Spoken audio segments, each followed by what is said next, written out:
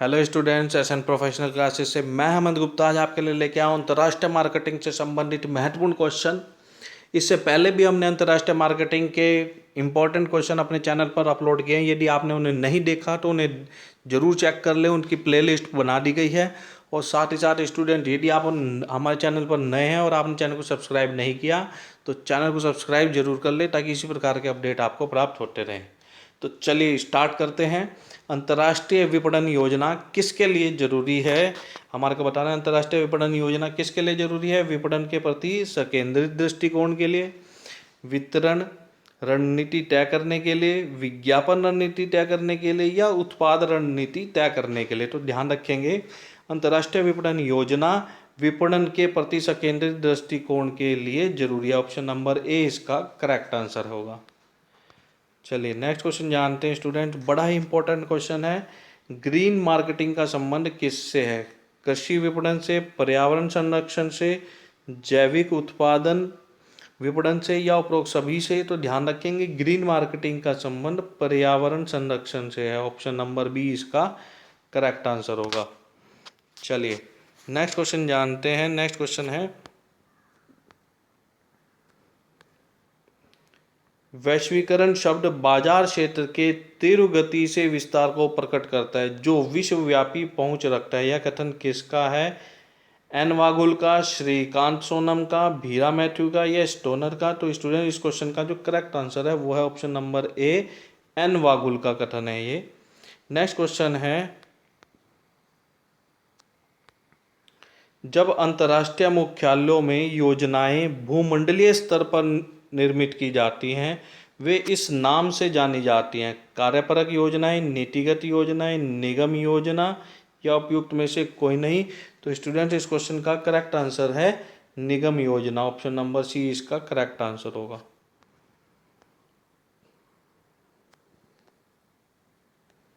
चलिए next question है,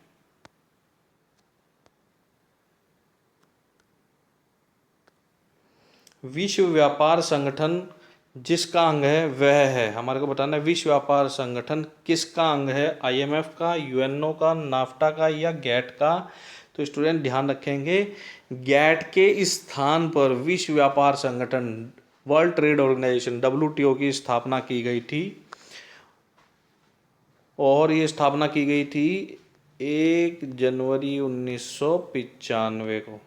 ध्यान रखेंगे, ठीक है। तो किसका अंग है? तो ऑप्शन आ जाएगा डी, गैट का इसका आंसर आ जाएगा। चलिए नेक्स्ट क्वेश्चन है स्टूडेंट्स, उरुग्वे चक्र की लंबी वार्ता के परिणाम स्वरूप किसकी स्थापना हुई थी? गैट की, विश्व व्यापार संगठन की, अंतर्राष्ट्रीय मुद्रा कोष की या विश्व बैंक की? तो उरुग्वे चक्र की लंबी वार्ता के परिणाम स्वरूप विश्व व्यापार संगठन की स्थापना हुई थी। चलिए नेक्स्ट क्वेश्चन जानते हैं। नेक्स्ट क्वेश्चन है, ईपीजेड का पूर्ण रूप है, हमारे को बताना है ईपीजेड का पूर्ण रूप क्या है? तो इसका जो पूर्ण रूप है वो है एक्सपोर्ट प्रोसेसिंग जोन।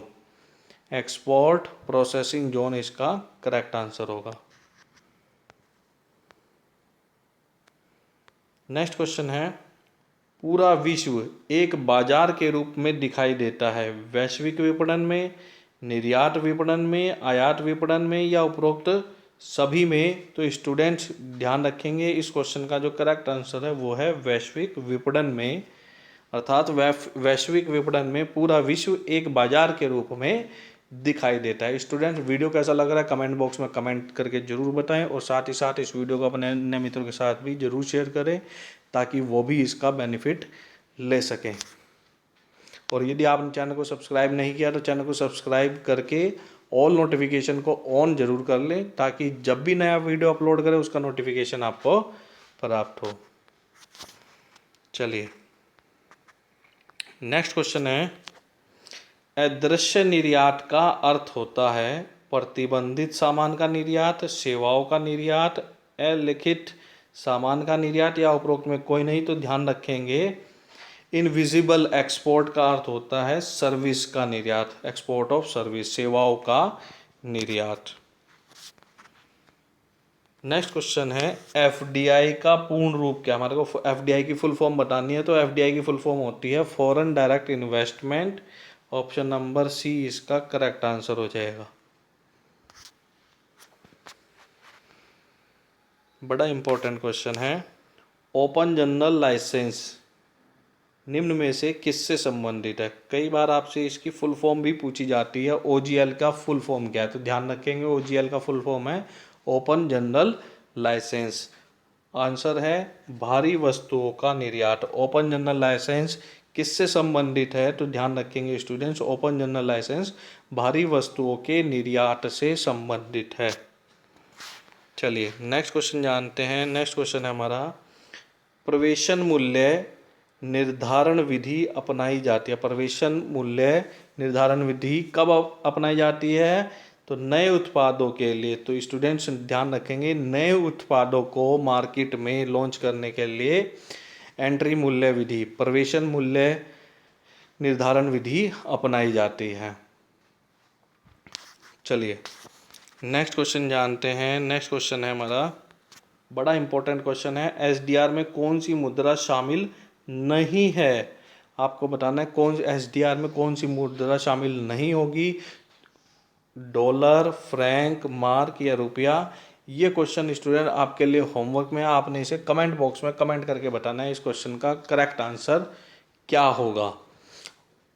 एसडीआर की फुल फॉर्म जान लेते हैं। एसडीआर की फुल फॉर्म होते हैं स्पेशल ड्राइंग राइट। इसको हम पेपर गोल्ड के रूप में भी जानते हैं। इसको आईएमएफ ने 1969 में 1969 में लॉन्च किया था। चलिए नेक्स्ट क्वेश्चन जानते हैं, पेपर गोल्ड क्या है। डॉलर, स्वर्ण, एसडीआर या यूरो। ये अभी बताया है स्टूडेंट्स। पेपर गोल्ड किसे कहा जाता है, एसडीआर को पेपर गोल्ड कहा जाता है। चलिए नेक्स्ट क्वेश्चन है स्टूडेंट्स, ईओयू का पूर्ण रूप क्या है।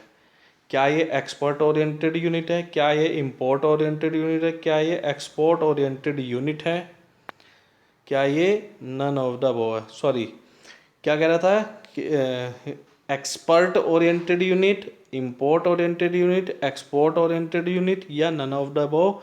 तो स्टूडेंट्स ध्यान रखेंगे इस क्वेश्चन का जो करेक्ट आंसर है वो है export oriented unit. Option number C इसका करेक्ट आंसर होगा। दोबारा रिपीट कर दे रहे हैं, ईओयू का पूर्ण रूप क्या है। ईओयू का पूर्ण रूप है एक्सपोर्ट ओरिएंटेड यूनिट। चलिए नेक्स्ट क्वेश्चन देखते हैं स्टूडेंट्स। नेक्स्ट क्वेश्चन है हमारा, विशेष आर्थिक क्षेत्र यानी कि SEZ कब स्थापित किए गए। सबसे पहले हमारे को पता होना चाहिए SEZ की फुल फॉर्म क्या है। तो SEZ की होती है बेटा स्पेशल इकोनॉमिक जोन, विशेष आर्थिक क्षेत्र। इनकी स्थापना कब की गई, सन 2005 में, 2006 में, 2004 में या सन 2000 में। तो ध्यान रखेंगे सन 2000 में भारत में SEZ की स्थापना की गई थी। चलिए अब नेक्स्ट क्वेश्चन जानते हैं।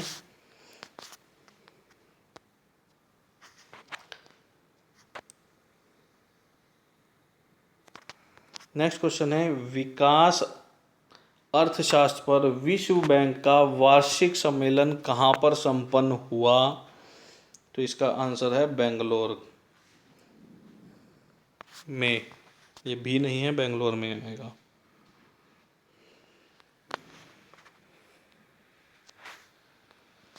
नेक्स्ट क्वेश्चन है, निम्न में से कौन कारक अंतर्राष्ट्रीय उत्पाद की सीमा माना जाता है। घरेलू उत्पाद सीमा का विस्तार, अंतर्राष्ट्रीय सीमा में अतिरिक्त उत्पादों का प्रवेश, मेजबान देश में नए उत्पादों का प्रवेश या उपयुक्त सभी।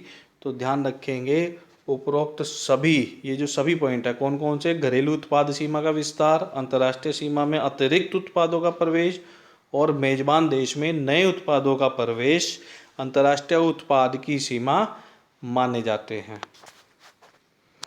ये थे स्टूडेंट्स आज के हमारे महत्वपूर्ण क्वेश्चन। मिलते हैं अपने नेक्स्ट वीडियो में, तब तक के लिए नमस्कार and best of luck for your examination.